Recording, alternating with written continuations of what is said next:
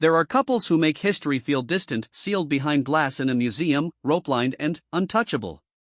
And then, there are couples who walk into a small curling academy in Stirling, argue about who threw the stone better, and somehow make the whole country feel like it belongs to them. Prince William and Catherine, Princess of Wales, arrived in Scotland in January 2026 carrying something heavier than a royal schedule.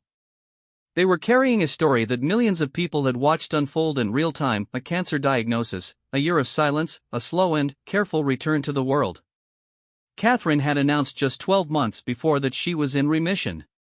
And now here they were. Back. Together. In the country where their love story had first begun more than 2 decades ago, at a university library in St. Andrews, surrounded by books and cold Scottish air and the particular electricity of 2 young people who have no idea yet what they are about to become to each other. Scotland was not a random stop on a calendar. Scotland was a homecoming. And what happened during those days north of the border, the laughter on the ice, the quiet moment in the weaving studio, the pint in a pub that smells of coal and community, told a story about 2 people and 1 country that no press release could ever have written. This is that story. The morning the Prince and Princess of Wales headed north, something unplanned happened before the day had even properly started.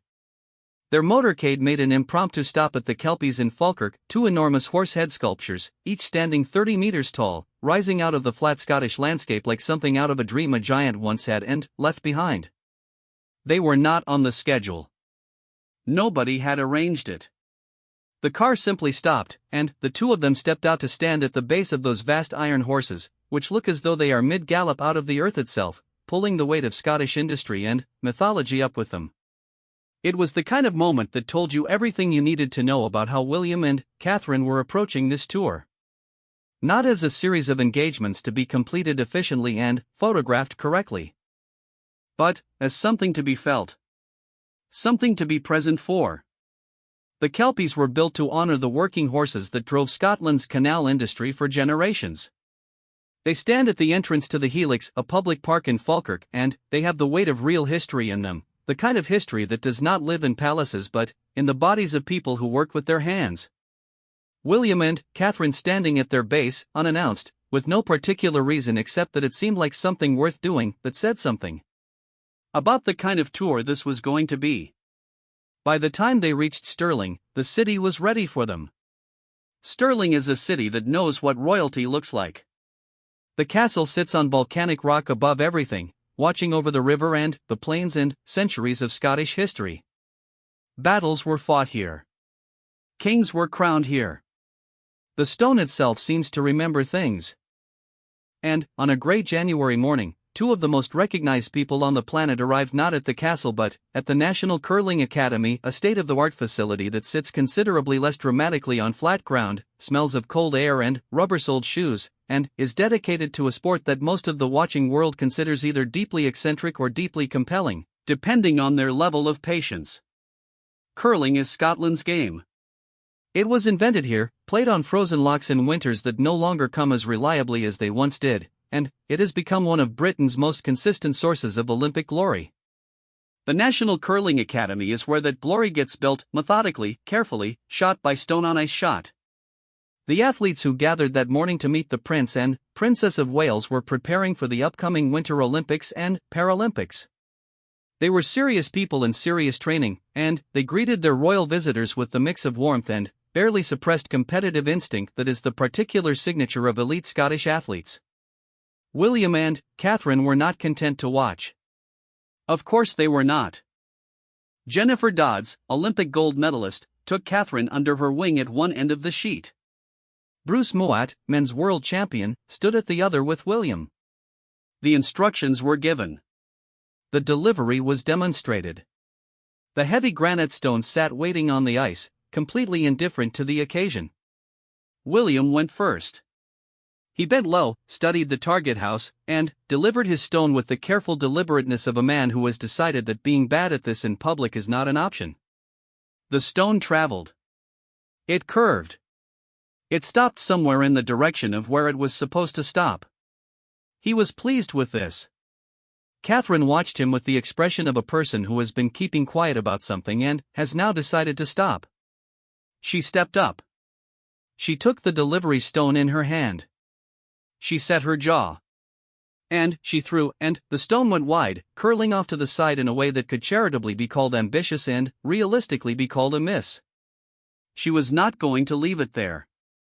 She turned to Nigel Hall, the executive performance director from British Curling, and said she needed another go. Not asked. Said. Hall, who knows a competitor when he sees one, told her they would now be going head-to-head, her against William, properly, with scores. The whole tone of the academy shifted approximately 8 degrees. The athletes leaned forward. The coaches tried to look neutral. Catherine's second stone went in. Clean. Right into the middle of the house. She threw both arms up and high-fived Jennifer Dodds with the energy of someone who had been waiting a very long time to prove a point. William's face did that particular thing where he is caught between being a good sport and genuinely minding. She won. Decisively. And she fist-pumped the air in a way that no document of royal protocol has ever managed to adequately address. What happened on that ice sheet was not a photo opportunity. It was two people in full possession of themselves, finding genuine joy in competition with each other, in a country that has known them since they were students borrowing each other's lecture notes. The athletes around them laughed, not because it was required of them, but because it was actually funny. Because Catherine's fist pump was actually triumphant. Because William's face was actually the face of a man who just lost to his wife in curling in front of Olympic gold medalists and had nothing to say about it. The crowd outside the academy had grown while they were inside. Scotland does this, it turns up quietly and, then, you realize there are hundreds of people standing in the January cold because something is happening that feels worth standing in the cold for. People had their phones out. Parents had lifted small children onto their shoulders.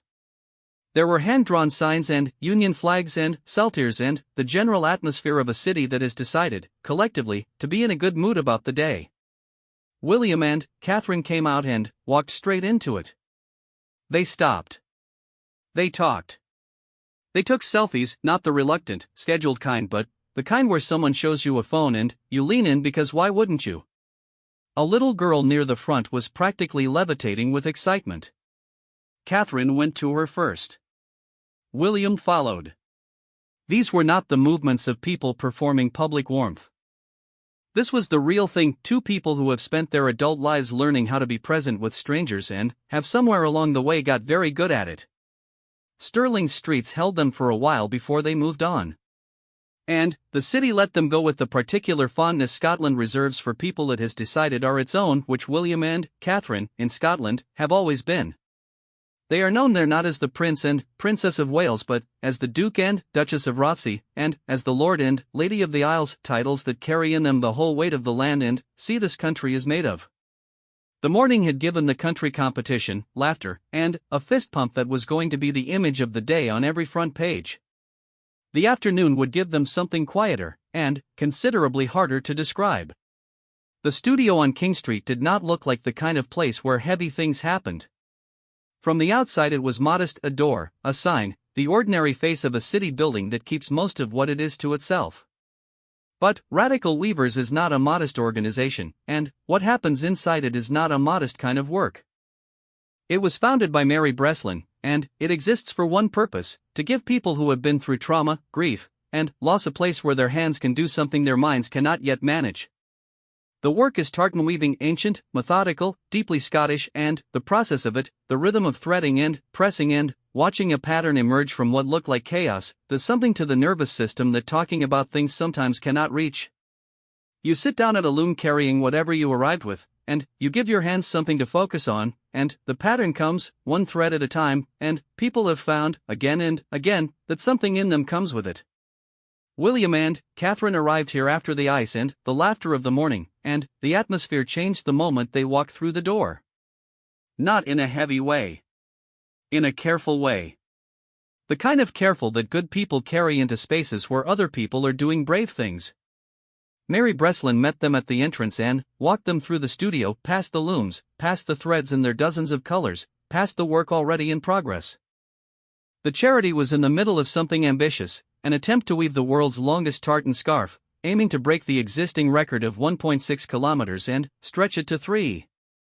The scarf growing along the floor of the studio was black and red, already substantial, each section woven by someone who had come to the studio carrying grief or loss or the particular weight of a life that had recently been taken apart and needed putting back together. Every inch of it had been made by someone for whom sitting at a loom had been an act of courage.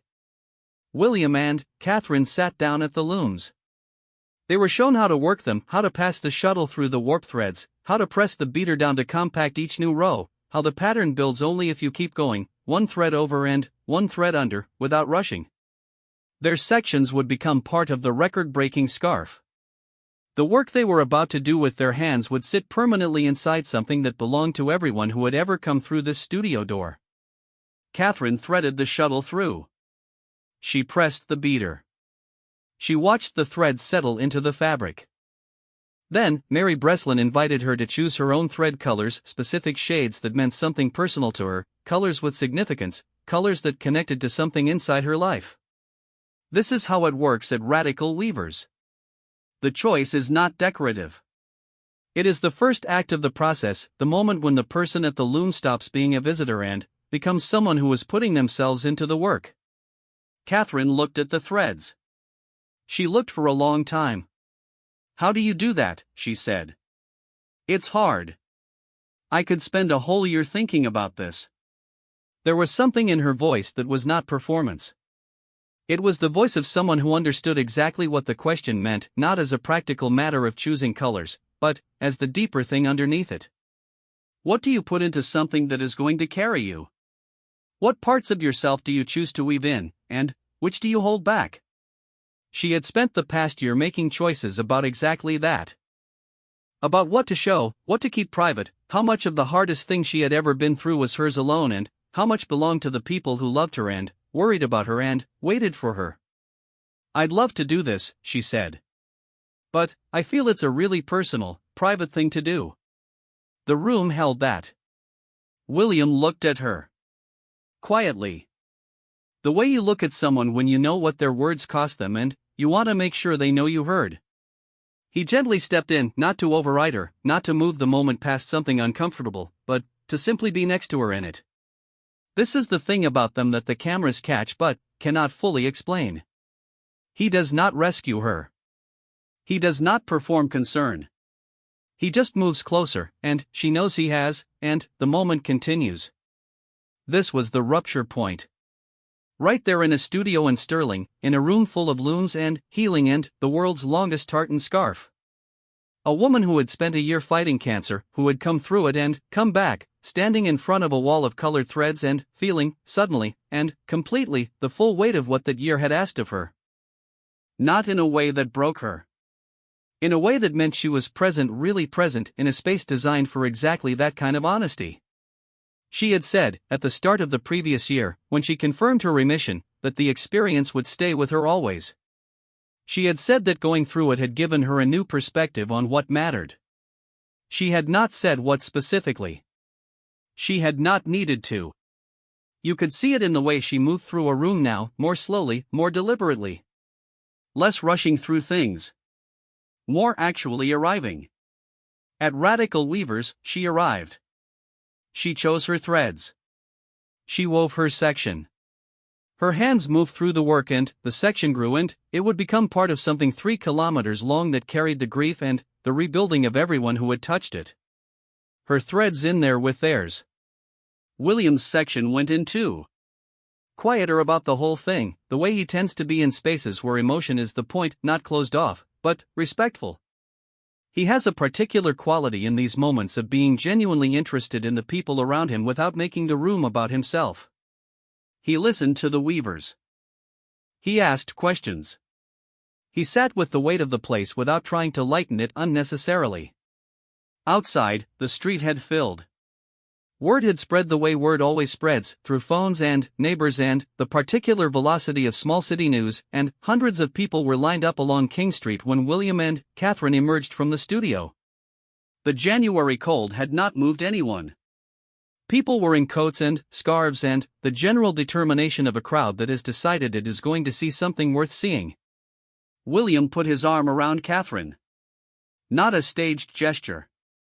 The kind of arm that goes around someone because you have been in a room that required something of you and now you are outside and it is cold and she is there. She leaned, slightly, into it. They posed for a photograph like that, him with his arm around her, her into him, the crowd in the background full of phones and faces turned toward them with the specific warmth that Scotland extends to the people it has decided belong to it. The selfies began. They always begin, these days, as a kind of mutual agreement between royals and the public that the distance is optional.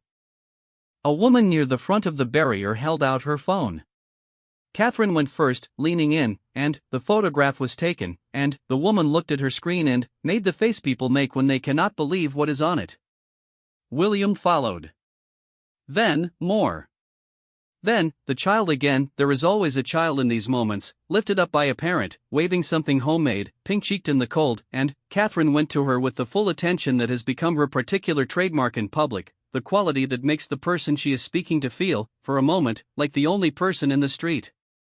A fashion editor from the Telegraph, watching coverage of the visit, noted that Catherine's coat that day had been designed in collaboration with a Scottish tartan designer, that she had contributed to the design herself, a conscious decision to celebrate British textile heritage by wearing it.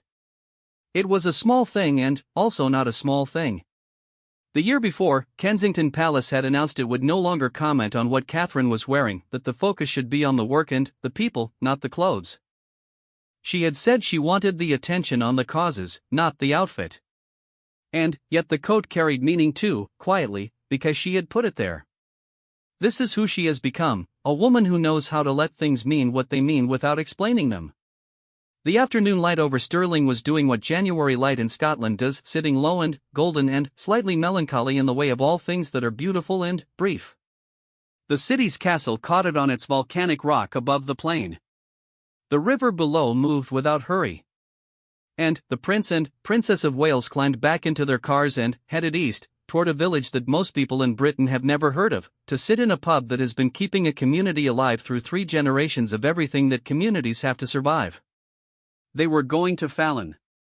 And Fallon was going to tell them something about what Britain actually is when no one is performing it. For miles east of Stirling, the road drops down into Fallon the way roads drop into places that were built for a purpose that no longer exists, slightly apologetically, as if the landscape is still adjusting to the fact of the village being there without the thing that built it. Fallon was a mining village. The colliery is gone now, closed decades ago along with dozens of others across Scotland as the industry that had organized entire communities around itself, that had shaped their economics and their bodies and their sense of who they were, simply stopped. The men who had gone underground came back up for the last time. The infrastructure that had run the village's days was removed. The village remained. What villages do in that situation is the real story of Britain, the part that does not get told in the tour guides. Some of them disappear. The young people leave, the shops close, the community centers lock their doors, and what is left is houses without the life that built them. Others find a way. Not through grand reinvention or government schemes or the particular optimism of regeneration projects that sound better in press releases than they look in practice. They find a way through the small, stubborn, deeply human things. Through neighbors who keep checking on each other. Through buildings that stay open. Through pubs. The Gothenburg in Fallon is one of 4 remaining pubs in Scotland that operate on a model borrowed from Sweden in the 19th century. The idea was simple and radical in equal measure, a pub that takes its profits and puts them back into the community. Not into shareholders. Not into a parent company housed somewhere that has never heard of Fallon. Back into the place itself, into the activities that happen inside it, into the community it serves, into the fabric of local life. There were once 50 of these pubs across Scotland. Market forces, changing habits, and the general direction of things have brought that number to 4. The Gothenburg is one of the survivors. And, on a Tuesday evening in January 2026, the future King of the United Kingdom sat down inside it with a group of local men and asked them what it meant. William did not arrive at the Gothenburg looking like someone conducting a visit. He arrived looking like someone who has been saying for some time that he absolutely loves pubs and has finally been taken to a good one. He has been vocal about community pubs, about the role they play in keeping the social fabric of towns and villages from unraveling completely, about the particular quality of human connection that happens in a room where people sit face to face without screens and talk about things that matter and things that do not, which is often the same conversation. He had said he wanted to help. And here was a place that had figured out how to help itself. He sat down. He listened. The men at the table told him about what the pub was. Not just the building, the ethos. The idea that this space belonged to them in a way that went deeper than spending money in it. They told him about the other things that happened here, the activities that had nothing to do with drinking but everything to do with the reason people drink, the need to be somewhere together, to feel less alone, and the particular loneliness that small former industrial communities know better than anywhere. The bowling club. The quiz nights. The groups that form around the tables and become, over time, the connections that mean someone notices when you have not been in for a while. William leaned forward in his chair. It's crucial, he said. It's the human-to-human contact, isn't it? Rather than just being on the phone or watching TV. There was no prepared remark quality to it. No speech note cadence. He said it like a man who had been thinking about this for longer than this evening and had just found the words for it in someone else's story. The men at the table nodded with the particular nod of people who do not usually get told they are right by anyone who sits where William sits. There is a gap between the kind of life that produces future kings and the kind of life that produces miners' sons in Fallon, and it is not a gap that words bridge easily or automatically. But there are moments when the thing underneath the gap, the basic human recognition of what keeps people alive and connected, turns out to be the same on both sides of it. This was one of those moments. Catherine moved through the pub differently. She went to the bar staff, to the volunteers, to the people keeping the place running. She has a quality in these situations, an instinct for the people in the room who are not going to be spoken to unless she goes to them, the people doing the work behind the work. She found them in the Gothenburg the way she finds them everywhere. The woman who had been on her feet since morning. The young man filling glasses who had not expected to be looked at directly. She looked at them directly. She talked to them like they were the point of the visit. Because they were. That is the thing about this tour that the photographs catch but do not fully hold. William and Catherine went to Stirling not to be seen in Scotland but to see Scotland. The difference sounds small and is not. To be seen in a place is to arrive, to be photographed, to wave, to leave. To see a place is to sit in its pubs and ask what the pub means.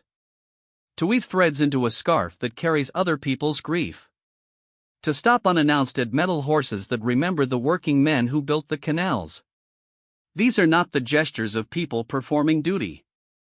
They are the gestures of people who have come to understand, somewhere along the way, that the thing they are being prepared to represent is not a family or a palace or a flag but the actual irreducible lives of people, and that understanding it requires showing up for it. The Gothenburg served its purpose. The pub did what the pub does. People talked.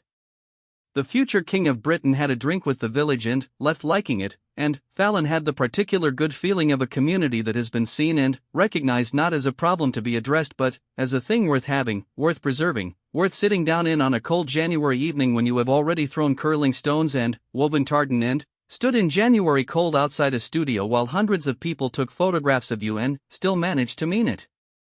They left Fallon as the light went fully out of the sky and Scotland settled into its winter dark.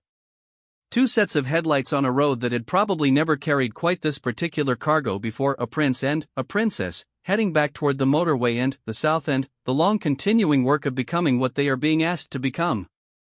But the Scotland visit was not done. Not yet. 3 months later, in late April, they were back. And this time the journey went all the way out to the sea. The Isles of Mull and Iona sit in the Inner Hebrides on the western edge of Scotland, which is to say they sit at the edge of something, the edge of the land, the edge of the map, the edge of the familiar world. Mull is the kind of island that makes you feel that time has a different relationship with itself here. The hills roll green and enormous.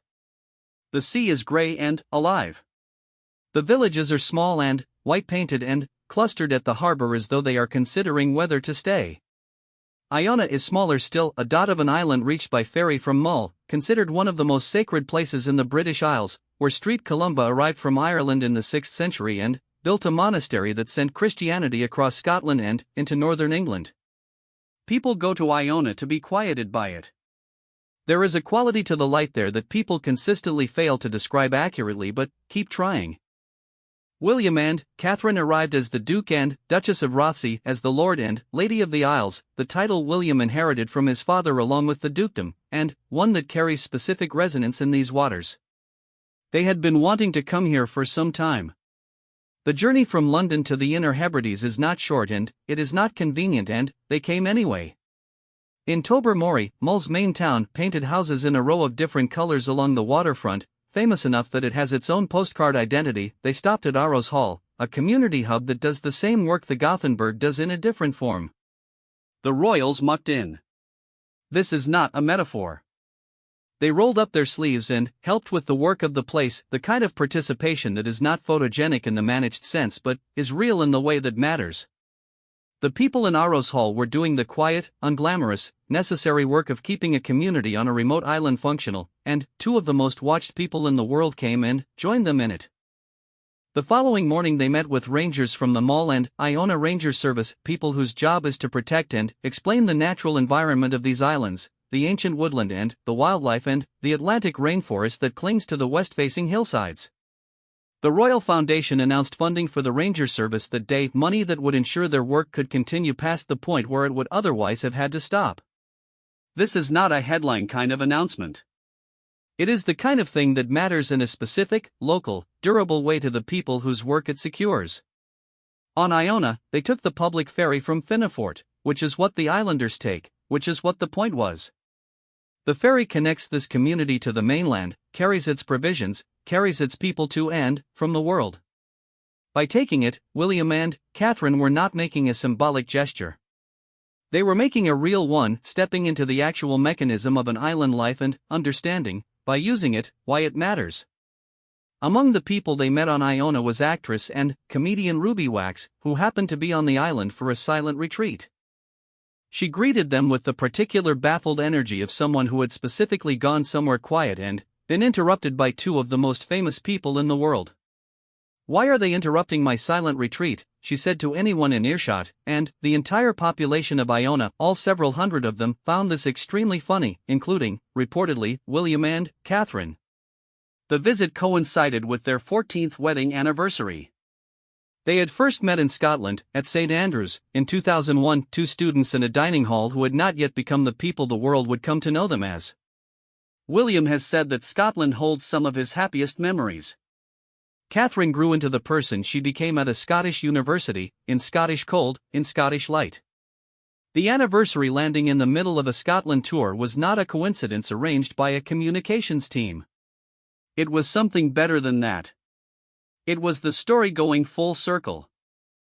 The ancient woodland they walked through on the island was part of what is called the Atlantic rainforest, one of Scotland's rarest and most important habitats, growing on the steep, wet, west-facing hillsides of the Hebrides in the persistent rain that comes off the Atlantic.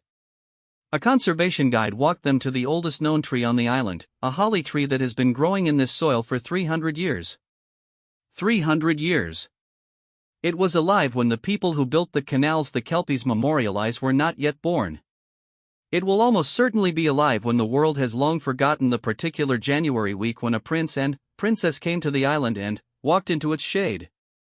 Catherine put her hand out and touched it. No record was made of what she thought in that moment.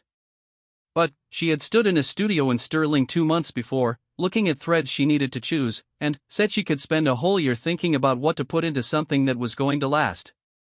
And here was a tree that had simply gone ahead and lasted, without deliberation, without performance, through everything that had happened in 3 centuries of Scottish weather and Scottish history, holding its ground. William watched her look at it. The way he watches her, these days, is the thing that tells you the most. They had come to Scotland as the country's Duke and Duchess, as its Lord and Lady of the Isles, as its curling champions and tartan weavers and pub visitors and ferry passengers. They had come as the couple who began here, in this country, in a library in Fife where everything had not yet happened to them, where they were just two young people deciding, slowly and, without quite knowing it, to build a life together. Scotland had held their beginning. And, in a year when they had come through the hardest thing they had faced together, it had held something of their continuation as well. Not a restart. Not a comeback tour. Something quieter and more durable than that. The ordinary extraordinary act of two people showing up for Scotland, for its communities, for its ice rinks and its weaving studios and its community pubs and its ancient islands, and meaning it. The holly tree stood in its woodland. The tartan scarf grew, thread by thread, in a studio in Stirling. And, somewhere on a ferry crossing between Finnefort and Iona, on their wedding anniversary, in the sea light of the Hebrides, they headed toward what came next.